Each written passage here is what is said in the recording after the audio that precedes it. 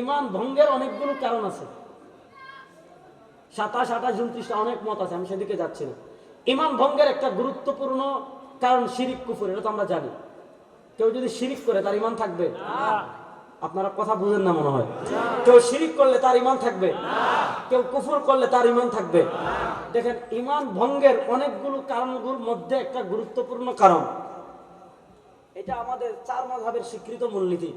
ফতোয়া শামিতে আছে, ফাতহুল কাদিরে আছে, ইবনে হাজারের ফাতহুল বারিতেও সম্ভবত আছে, আর শাইখুল ইসলাম ইবনে তাইমিয়া রাহিমাহুল্লাহর মাজমুউল ফতোয়ায় আছে। যুবক ভাই, এটা ভালো করে শুনবা। ইমান ভঙ্গের গুরুত্বপূর্ণ একটা কারণ হলো ইস্তিহলালুল হারামি কুফরুন। খুব মনোযোগ দিয়ে শুনবা। ইস্তিহলালুল হারামি কুফরুন। ইসলামী শরিয়াত অকাট্য কোনো বিধানকে কেউ যদি পরিবর্তন করে, অর্থাৎ ইসলামী শরিয়াত অকাট্য কোনো হালালকে কেউ যদি হারাম মনে করে, ইসলামী শরিয়াত অকাট্য কোনো হারামকে কেউ যদি হালাল মনে করে, দেখেন, হারামকে হারাম মনে করে কেউ যদি করে, কবিরা গুনাহ। যেমন একজন মদ খাচ্ছে, মদ খাওয়াকে সে গুনাহ মনে করে যদি খায়, তার ঈমান যাবে না, কবিরা গুনাহ হবে। একজনে বেবিচার করছে, বেবিচার করা কবিরা গুনাহ, কেউ যদি গুনাহ মনে করে বেবিচার করে, তার ঈমান যাবে না। সুদ খাওয়া কবিরা গুনাহ, কেউ যদি গুনাহ মনে করে সুদ খায়, ঈমান যাবে না। আরো যত গুনাহ আছে, ইসলামী শরিয়ার মূলনীতি হলো ইস্তিহলালুল হারামি কুফরুন। কেউ যদি সুদ খায় হারাম মনে করে, তার ঈমান যাবে না। কেউ যদি মদ খায় হারাম মনে করে, ঈমান যাবে না। কিন্তু কেউ মদ খাচ্ছে আবার এটাকে হালাল মনে করলো, কেউ সুদ খাচ্ছে এটাকে হারাম মনে করলো, কেউ ঘুষ খাচ্ছে এটাকে হারাম হালাল মনে করলো, কেউ মদ খাচ্ছে এটাকে হালাল মনে করলো, কেউ সুদ খাচ্ছে হালাল মনে করলো। ইসলামী শরিয়াত অকাট্য কোনো হারামকে কেউ যদি হালাল মনে করে, সে কাফের। দেখেন, ইসলামী শরিয়াত অকাট্য কোনো হারামকে কেউ যদি হালাল মনে করে, সে বড় আসতে বললেন, ইসলামী শরিয়াত অকাট্য কোনো হারামকে কেউ যদি হালাল মনে করে, সে। দেখেন, এবার আমাদের দেশে মানুষ ঈমান কেমনে হারায় আমি আপনাদেরকে দেখাই। আমাদের দেশের মা বোনেরা বুরকা পরে যায় কিন্তু ঈমান হারিয়ে আসে কেমনে আমি দেখাই। আমার মতো টুপি পরে যায়, টুপি পরে ঈমান হারিয়ে কেমনে আসে আমি আপনাদেরকে দেখাই। পাঞ্জাবি জুব্বা পরে নামাজ পড়ে মসজিদে যায়, নামাজ পড়ে বের হয়ে আসে জিয়ারত করে, ঈমান হারিয়ে কেমনে আমি আপনাদেরকে দেখাই। ইসলামী শরিয়াত অকাট্য বিধান হলো মানুষ ইবাদত করবে একমাত্র আল্লাহ। বলেন, ইসলামী শরিয়ার অকাট্য বিধান হলো মানুষ ইবাদত করবে একমাত্র কার? আল্লাহ। আল্লাহর নাম বড় আসতে কইলেন। মানুষ ইবাদত করবে একমাত্র কার? আল্লাহ। এজন্য আমরা সূরা ফাতিহা প্রত্যেকদিন পড়ে ইয়্যাকা না'বুদু ওয়া ইয়্যাকা নাস্তাঈন। আল্লাহ, আমরা আপনার ইবাদত করি। ইয়্যাকা না'বুদু, আল্লাহ আমরা তোমারই ইবাদত করি। ওয়া ইয়্যাকা নাস্তাঈন, আল্লাহ আমরা তোমারই সাহায্য চাই। এবার বলেন, মানুষ দুনিয়াতে ইবাদত করবে একমাত্র কার? আল্লাহ। যদি বলেন আল্লাহ। মানুষ দুনিয়াতে ইবাদত করবে একমাত্র কার? আল্লাহ। নামাজ ইবাদত কে ইবাদত না? রাস্তে বলেন, রুকু ইবাদত কে ইবাদত না? সিজদা ইবাদত কে ইবাদত না? ও মুসলমান, সিজদা যদি ইবাদত হয়, মনোযোগ দিয়ে শুনেন, সিজদা যদি ইবাদত হয়, তাহলে আমরা সিজদা দিব একমাত্র কাকে? আল্লাহকে। ধীরে বলেন, আল্লাহ ছাড়া অন্য কাউকে সিজদা দেওয়া হারাম। আল্লাহ ছাড়া অন্য কাউকে সিজদা দেওয়া শিরক। বলেন, আল্লাহ ছাড়া অন্য কাউকে সিজদা দেওয়া শিরক। দেখেন, শুনেন, নবী করিম সাল্লাল্লাহু আলাইহি ওয়াসাল্লাম, আহলুস সুন্নাহ ওয়াল জামাতের আকীদা হায়াতুন নবী। আহলুস সুন্নাহ ওয়াল জামাতের আকীদা হলো নবী করিম সাল্লাল্লাহু আলাইহি ওয়াসাল্লাম কবরে জিন্দা। বলেন, আহলুস সুন্নাহ ওয়াল জামাতের আকীদা হলো নবী করিম সাল্লাল্লাহু আলাইহি ওয়াসাল্লাম কবরে জিন্দা। ইন্নাল্লাহ হারামা আলাল আরদি আন তাকুলা আজসাদাল আম্বিয়া।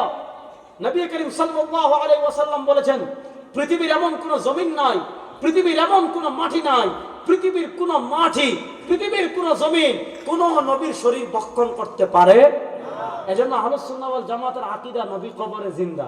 বলেন, নবী করিম সাল্লাল্লাহু আলাইহি ওয়াসাল্লাম কবরে জিন্দা। দেখেন, নবী করিম সাল্লাল্লাহু আলাইহি ওয়াসাল্লাম মৃত্যুবরণের আগে তার উম্মতকে গুরুত্বপূর্ণ কয়েকটা ওসিয়ত করেছেন। কি ওসিয়ত? একটা ওসিয়ত ছিল, লা তাজআলু কবরি ওয়াসানান ইউবাদ, ইন্নামা ইশতাদ্দা গাযাবুল্লাহি আলা কওম ইত্তাখাযু কুবুর আম্বিয়াইহিম মাসাজিদ। নবী করিম সাল্লাল্লাহু আলাইহি ওয়াসাল্লাম তার উম্মতকে গুরুত্বপূর্ণ যে কয়েকটা ওসিয়ত করে গিয়েছিলেন। এই কয়েকটা গুরুত্বপূর্ণ ওসিয়তের ভিতর একটা ওসিয়ত ছিল, লা তাজআলু কবরি ওয়াসানান ইউবাদ। নবী করিম সাল্লাল্লাহু আলাইহি ওয়াসাল্লাম বলেন, আমাকে যখন রওজা আকদাসে দাফন করা হবে, আমাকে যখন রওজা মুবারাকে দাফন করা হবে, নবী করিম সাল্লাল্লাহু আলাইহি ওয়াসাল্লাম বলেন, আমার কবর মুবারককে ইবাদতের জায়গা বানায়ো না। নিষেধ, লা তাজআলু কবরি ওয়াসানা। হিন্দুরা তাদের দুর্গার কবরকে পূজার জায়গা বানায়, ইহুদিরা তাদের নবীদের কবরকে পূজার জায়গা বানায়, খ্রিস্টানরা তাদের নবীদের কবরকে পূজার জায়গা বানায়। নবী করিম সাল্লাল্লাহু আলাইহি ওয়াসাল্লাম নিষেধ করেছেন, লা তাজআলু কবরি ওয়াসানান ইউবাদ, আমার কবরকে পূজার জায়গা বানাইস না। কেন? ইন্নামাস্তাদ্দা গাযাবুল্লাহি আলা কওম। নবী করিম সাল্লাল্লাহু আলাইহি ওয়াসাল্লাম বলেন, ওই সম্প্রদায়ের উপর আল্লাহ রাগান্বিত হন, ওই সম্প্রদায়ের উপর আল্লাহ ক্রোধান্বিত হন, ওই সম্প্রদায়ের উপর আল্লাহর গজব পতিত হয়। কোন সম্প্রদায়ের উপর আল্লাহ রাগান্বিত হন, কোন সম্প্রদায়ের উপর আল্লাহ ক্রোধান্বিত হন, কোন সম্প্রদায়ের উপর আল্লাহর গজব পতিত হয়? নবী করিম সাল্লাল্লাহু আলাইহি ওয়াসাল্লাম বলেন, আল্লাযীনা ইত্তাখাযু কুবুর আমবিয়াইহিম মাসাজিদ। যারা তাদের নবীদের কবরকে সিজদার জায়গা বানায়, যারা তাদের নবীদের কবরে গিয়ে সিজদা মারে, তাদের উপর আল্লাহর লানত। নবী করিম সাল্লাল্লাহু আলাইহি ওয়াসাল্লাম আরেক হাদিসে বলেন, লানাল্লাহুল ইয়াহুদা ওয়ান নাসারা। ইহুদি এবং খ্রিস্টানদের উপর আল্লাহর লানত। ইহুদি এবং খ্রিস্টানদের উপর আল্লাহর লানত কেন? ইহুদি এবং খ্রিস্টানদের উপর আল্লাহর অভিশাপ কেন? কারণ হলো ইত্তাখাযু কুবুর আমবিয়াইহিম মাসাজিদ, তারা তাদের নবীদের কবরকে সিজদার জায়গা বানিয়েছে। ও নসিমদের মুসলমান, নবী করিম সাল্লাল্লাহু আলাইহি ওয়াসাল্লাম নিষেধ করে গেছেন যে লা তাসজুদু আহাদান লি আহাদ। ও আমার উম্মতেরা, কোন মানুষ যেন অপর কোন মানুষকে সিজদা না দেয়। মানুষ সিজদা দিবে একমাত্র কাকে? আল্লাহকে। যেটা বলেন আল্লাহকে। মানুষ সিজদা দিবে, বড় আস্তে কইলেন দিবে। মানুষ মনে করবে আমরা সব ওয়াজ করতেছে, লুকি নাই, তুমি প্যান্ডেল ভরা। তো বলেন মানুষ সিজদা দিবে একমাত্র কাকে? আল্লাহকে। বুঝেন?